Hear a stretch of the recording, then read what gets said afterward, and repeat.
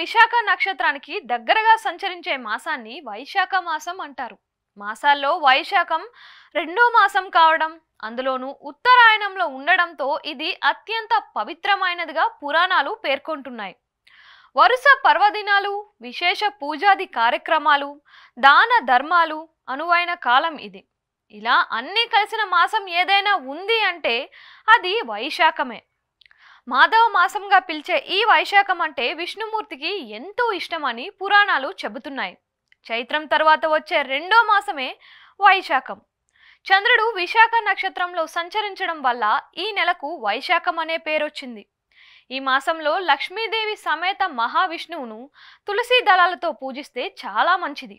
వైశాఖం మొదలుకొని మరో 3 నెలల వరకు మహావిష్ణువు భూ సంచారానికి వస్తాడని, అందుకే ఈ నెలలో స్వామి ఆరాధన సర్వ శుభాలను కలిగిస్తుందని చెబుతారు. శ్రీమన్నారాయణుడికి ఇష్టమైన మాసాల్లో వైశాఖం కూడా ఒకటి కావడం వల్ల ఈ నెలను మాధవ మాసంగాను పిలుస్తారని పురాణాలు చెబుతున్నాయి. ఈ నెలలో వచ్చే వరుస పర్వదినాలు వివిధ దేవతారాధనలను సూచిస్తాయి. వైశాఖ శుక్ల తదియ నాడు కృతయుగం ప్రారంభమైందని పురాణ ప్రవచనం.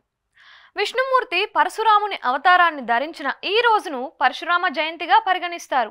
అక్షయ తృతీయగాను పరిగణించే ఈ పర్వదినం ఈ రోజే.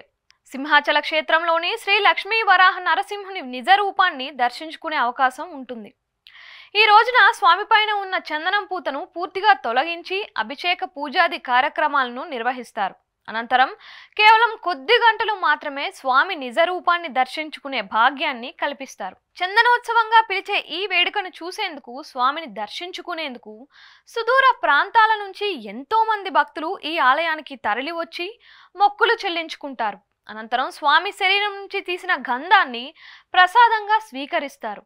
ఇక అక్షయ తృతీయ నాడు లక్ష్మీదేవిని పూజించి శక్తి కొలది దాన ధర్మాలు చేయడం, బంగారం కొనుగోలు చేయడం వల్ల అక్షయమైన సిరి సంపదలు కలుగుతాయని పురాణాలు చెబుతున్నాయి.